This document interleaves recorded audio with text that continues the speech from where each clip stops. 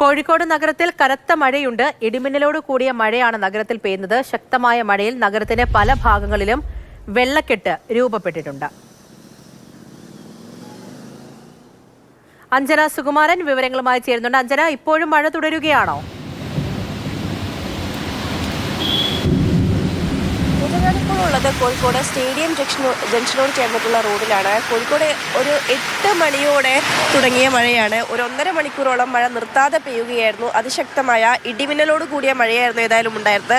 ഏതായാലും ഇപ്പോൾ ഒരു 1.5 മണിക്കൂറിന് ശേഷം മഴ ഇപ്പോൾ ശമിച്ചിട്ടുണ്ട്. ഒരു 9:30 കൂടെ മഴ വലിയ രീതിയിൽ ശമിച്ചു, ചാറ്റൽ മഴയിലേക്ക് മാറി. പിന്നീട് അത് ശമിച്ച് മഴ ഇല്ലാതായി പോയിട്ടുണ്ട്.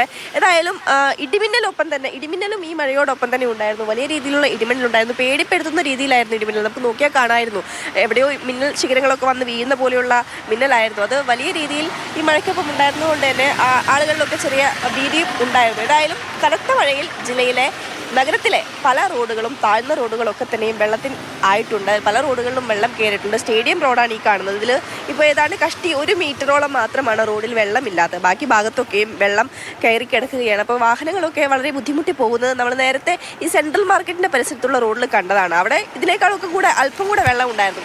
ഇതിപ്പോൾ മഴ നിന്നതോടുകൂടെ ഒരു അരമണിക്കൂറായി മഴ ഏതാണ്ട് ശമിച്ച മട്ടാണ്. മഴ പെയ്യുന്നില്ല. അപ്പോൾ അതുകൊണ്ട് തന്നെ വെള്ളം പയ്യെ ഇറങ്ങിപ്പോകാൻ തുടങ്ങിയിട്ടുണ്ട്. ഈ സംസ്ഥാന വ്യാപകമായി ഒരു 1.5 മണിക്കൂർ നഗരപ്രദേശങ്ങളിലൊക്കെ നല്ല മഴ പെയ്യുന്നുണ്ടായിരുന്നു. ആ സമയത്തൊക്കെ വെള്ളക്കെട്ട് വലിയ രീതിയിൽ ബുദ്ധിമുട്ടുണ്ടാക്കുന്നുണ്ട്. ഇപ്പോൾ വെള്ളം ഇറങ്ങി തുടങ്ങിയിട്ടുണ്ട് എന്ന് പറഞ്ഞാലും പലയിടങ്ങളിലും ഇതേപോലെ മഴ പെയ്തിട്ടുള്ള വെള്ളക്കെട്ട് അത് ആൾക്കാർക്ക് ബുദ്ധിമുട്ടുണ്ടാക്കുന്നത് തന്നെയാണ്. അഞ്ജന സുകുമാരനാണ് എന്നും കാര്യങ്ങൾ പറഞ്ഞത്.